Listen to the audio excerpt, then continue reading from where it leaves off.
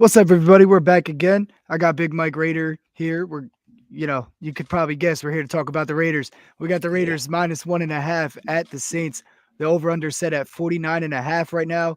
Um, Look, I got to be honest. I took the Raiders already earlier in the week on the show with Chad, but I'm going to throw Chad under the bus right now. He took the Saints. So, Raider Nation, you're listening. Go shit on Chad a little bit for that pick. We're riding with the Raiders this week. That's right. But I'm going to assume you're in agreement with that. Yeah, You're gonna, definitely in you agreement. I think we Yep. got this one. Okay. As far as the 49 and a half over, I think this is going to be probably one of the funner games to watch this week as far as just NFL in general. I It's have going the to over be, as well. yeah, definitely the over. The Saints are putting up like almost 400 yards per game as far as yardage goes. The Raiders are like right behind them at 367. So I see a lot of points. Saints putting about 25 points per game. You got the Raiders at 27.2 points per game. So yeah, I got a lot of points for this one. And everybody's talking about Josh Jacobs, that he's gonna go off because the Saints rushing defense isn't so great this season. You might be right. If you're going with status quo, I would say, yeah, let's go, let's Yep. ride with Josh Jacobs. I see it a little bit differently, just off of just being a former football player and just the mindset of how I know these guys are going to approach this game. I see it a little bit different. But you can't go wrong with Josh Jacobs going off for a couple of touchdowns.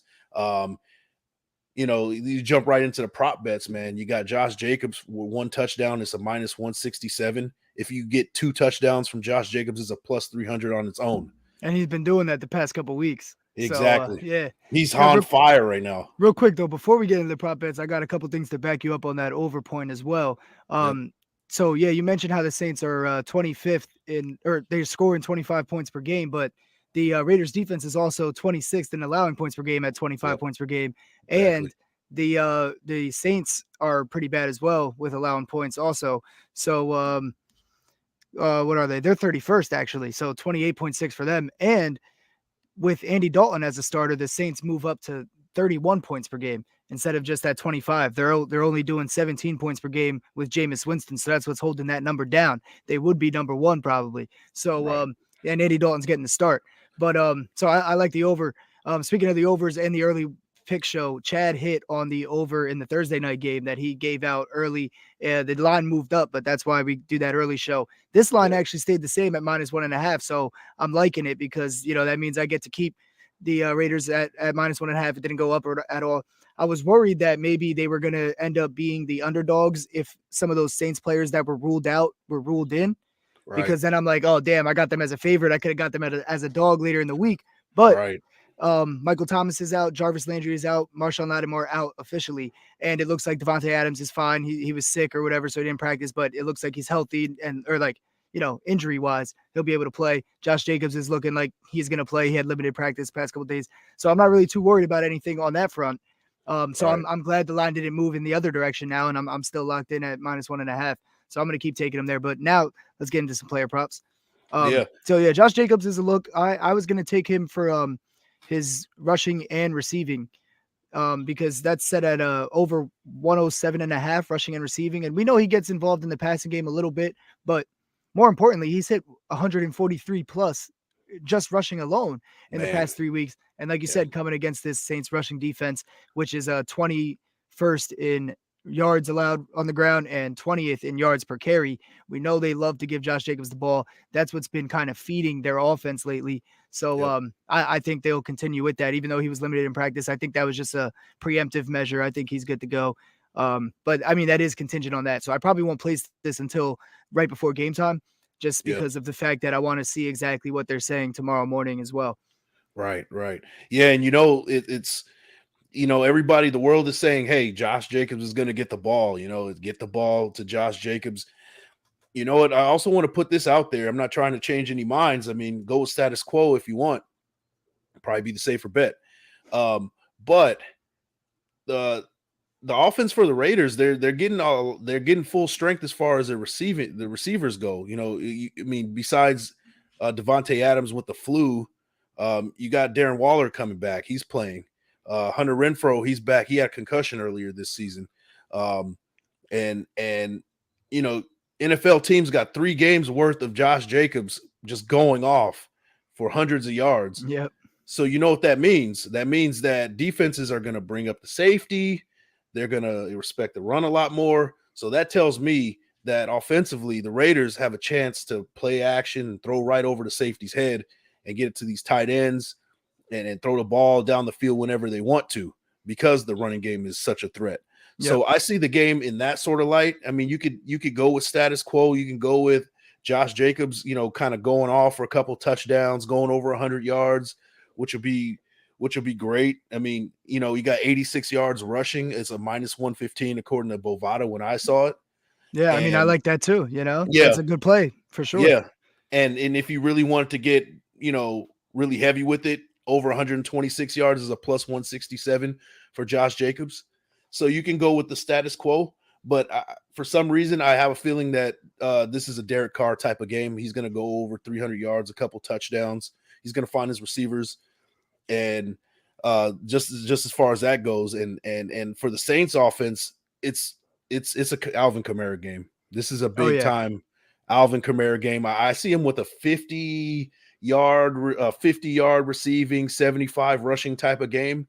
I don't know if you agree with me. What you think about that? I could see that also. So me and Chad have a running thing. Like, it's like an auto bet for Alvin Kamara in the receiving game if Andy Dalton is starting. When Jameis Winston is starting, you look way far away from Alvin Kamara, and I'm actually happy that they went with Dalton, even though Winston is healthy again, they're saying. But nonetheless, Andy Dalton gets a start. Now, this season with Jameis Winston, Alvin Kamara was averaging 59 total yards per game between rushing and receiving in those 2 games. In 3 games with Dalton, he's averaging 141, almost 100-yard difference.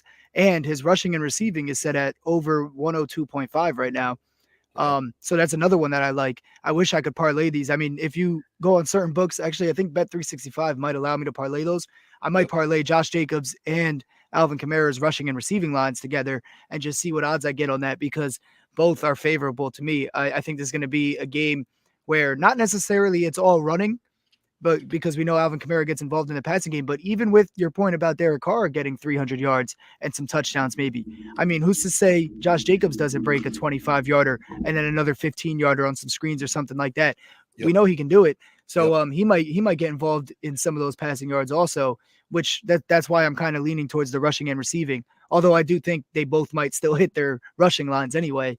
I'm just giving myself another chance just in case. Absolutely. Yeah, so I love that play whenever Andy Dalton is starting. I mean, I'm going to take a look at Alvin Kamara's receptions as well. His receiving yards is like 38, I think, or something like that. Yeah, I like that off hindsight, without like looking too much into it. Andy Dalton, he's much better at knowing he has somebody back there. It was like we were saying Baker Mayfield had no idea Christian McCaffrey was back there because he wasn't giving him the ball with dump-offs and stuff like that. He's throwing downfield all the time. We're like, C-Mac is going to get you 15 yards a pop.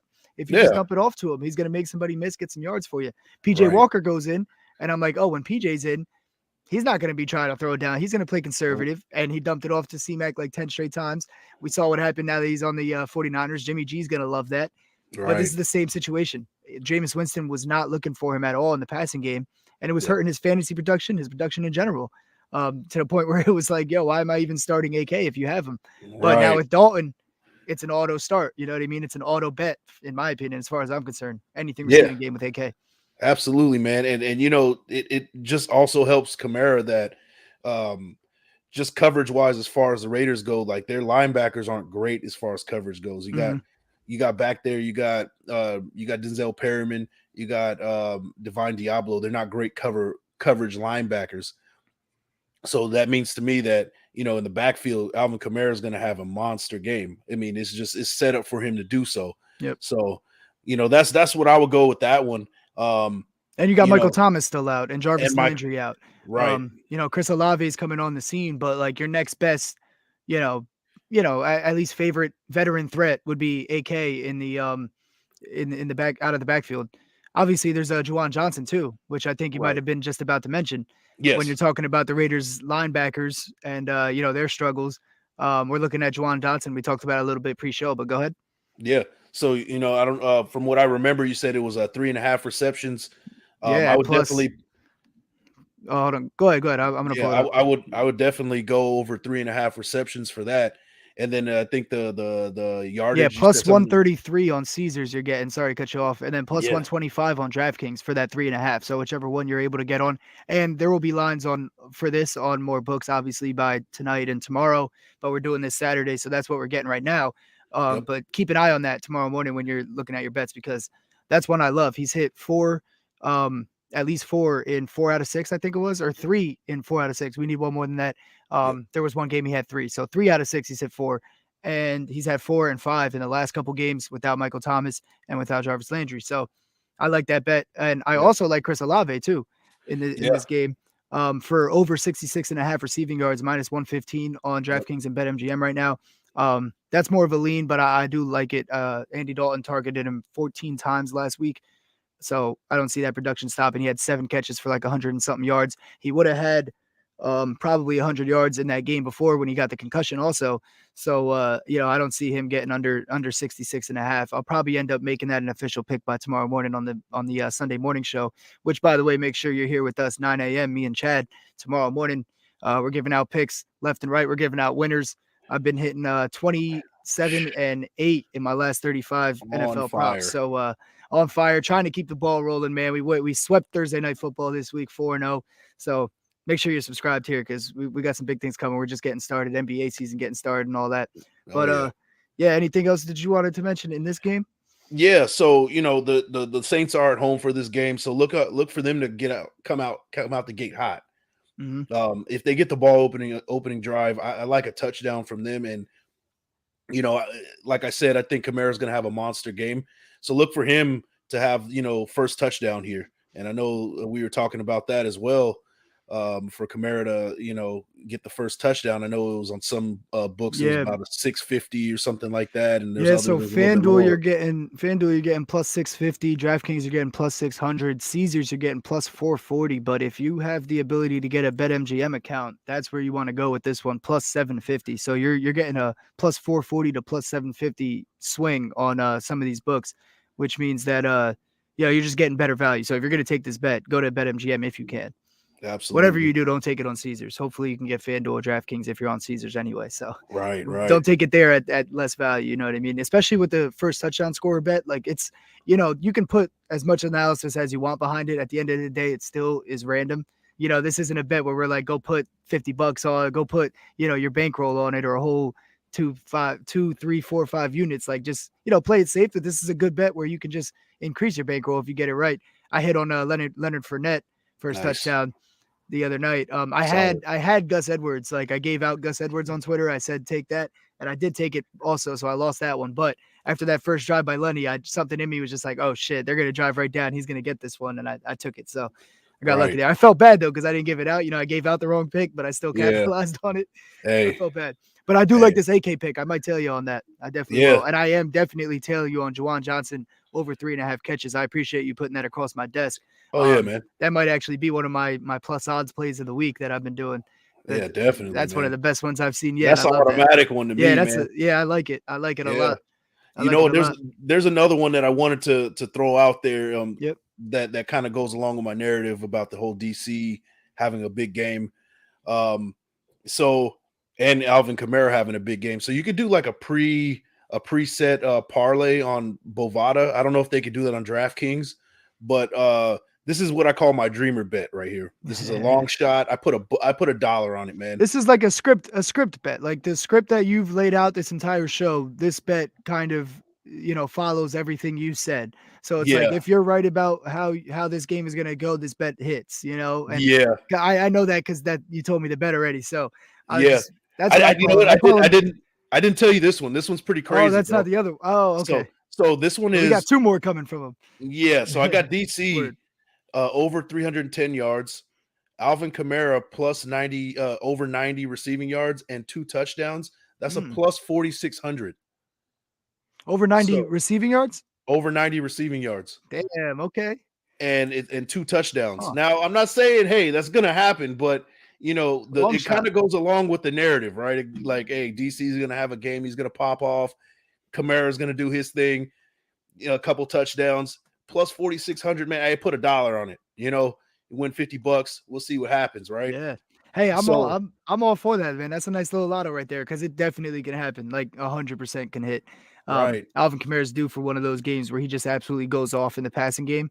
So I don't hate that at all, man. That's nice. I thought you were Yeah. gonna go with the other one. The other one's pretty like much more conservative, but still Yeah. follows the game script that you've been talking about too. So Right, yeah. right. Yeah, so yeah, the one that I played, like I said, is Kamara for a touchdown. That's a minus 143. Kamara go over 38 receiving yards. That's a minus 114. Derek Carr for over 277 yards. That's a plus 118. And Derek Carr for over 1.5 touchdowns, and that's a minus 122, which is a total like in a parlay. That's a plus 500. Mm-hmm. Like I said, if you wanted to throw in Kamara going for 2 touchdowns, that ups that to a plus 1,500. You could even And maybe sneak a Josh Jacobs touchdown in there instead too, or something like yep, that if you're feeling that. Yeah, I mean, yeah, I would see myself doing that. My bad. yeah. And What if you were you want, gonna say next up? and Yeah. yeah, also if you want, you could throw that Juwan Johnson, pretty much basic lock for us, right? Mm-hmm. Throw that in there and then put a little extra cheese on. So, hey, that's what I would go. And I Definitely. think it's a little bit more conservative, but it's realistic. It's one of those Very. things that could happen. I think even the lottery pick that you threw out is pretty realistic. You know, if you really think about it, it's just it just has to start early. Like he has to be It getting does. involved in the passing game from the first quarter on to get to 90. You know what I mean? It's gonna Right. be one of those where it's like if that's gonna be close or if it's not gonna hit pretty early, probably. You know, Yeah. if he has no receiver yards in the first quarter, it's like almost a lock. That's it. Yeah. If he has like 15, 20 in the first quarter, another and like 40, 50 by halftime, you're in the game. You know what I mean? Especially if it's Right. close, which I think it'll be a close game and a back and Yep. forth game, a lot of possessions, things like that. Yep. Um, the only other thing I had that I wanted to point out was probably the main reason we've kind of described a pretty even matchup so far. You know, Yeah. like we're kind of saying both teams are going to score, both running backs are going to have a day, we think, and the passing game is going to be all right as well for both Yep. teams. So back and forth, close game. Obviously, the books are predicting the same thing because it's minus 1.5 for a Yep. reason. But the reason I favor the Raiders and why I'm taking the Raiders to cover that 1.5 and win this game is because the Raiders are third and fourth quarter scoring at 9.2 points per game in the fourth quarter, and the Saints defense is 30th in allowing points per game points per fourth quarter, allowing 10. The Saints are also first right now in fourth quarter scoring at 11 per game, but the Raiders do a little bit better at fourth quarter defense. Now, obviously, we saw that, the complete fold of a game against the Cardinals, but I don't see that happening again Yeah. in this fourth quarter. I think even if the Saints put up some points in the fourth quarter, we still I like the Raiders' chances to get back ahead or keep the momentum going and score and go punch for punch and win it at the end. But fourth quarter over 14 points is the line they're giving us for the fourth quarter total points over Nice. 14. I like that in this case because I like that it's not 14.5 and it's only 14 because 2 touchdowns pushes us. We get a field goal, we win.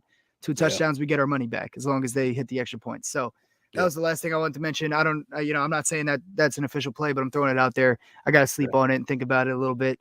Yeah. See if it moves to 13.5, I think it's an auto take. You know what I mean? But Right. And then yeah, the Raiders do play stronger defense in the fourth quarter by the numbers. Also, you got to also consider that uh, Andy Dalton, he's been throwing some yep, picks. yep. So, you could put down there, something to consider, maybe a pick from Andy Dalton late. Mm-hmm. That might be the difference of the game there. So Yeah, and that's what I would consider. to your point about the Raiders defense in the fourth quarter, I should say that the offense was probably the main issue in that Cardinals debacle in the fourth quarter. So I Absolutely. actually can't put that on the defense fully, even though Nope. they did, they ended up allowing some of the points, but like obviously in overtime it wasn't their fault at all. But Right, it is right. what it is. So yeah, I do give credit to the Raiders defense way more than I do the Saints defense with how they've been able to finish games. We've seen the Saints ahead going in the fourth quarters and lose the game. The Bengals, most notably a couple weeks ago when Jamar Chase had 2 touchdowns and 100 yards. He did that in the fourth quarter to cash Chad's bet. Huge bet there. That was great. Nice. But yeah, I mean that's all I got for this one, I think. Yeah, same here, man. Yeah, that's pretty much it. Sounds good. And then check out Big Mike Raider. I got all his information in the description box below. So check out his links, check out his show as well. I'm not sure when do you guys drop your episodes or whatever? Or We do once a week. okay. We try to get 2 a week. It just depends on if we can all get together and Yeah. get I one know in. how it goes, 100%. Right. Sounds good. But yeah, go check out his show, man. And then make sure you're subscribed here. Me and Chad will be back tomorrow morning to talk about the entire NFL Sunday slate. Best bets. I'm hot. Let's get it on the action. Yeah. Join the live chat. We're going to talk it out. We can cook up bets together, cook up a parlay, throw out whatever ideas you got. Me and Chad will talk about it. And we hope to see you there. Peace. Peace.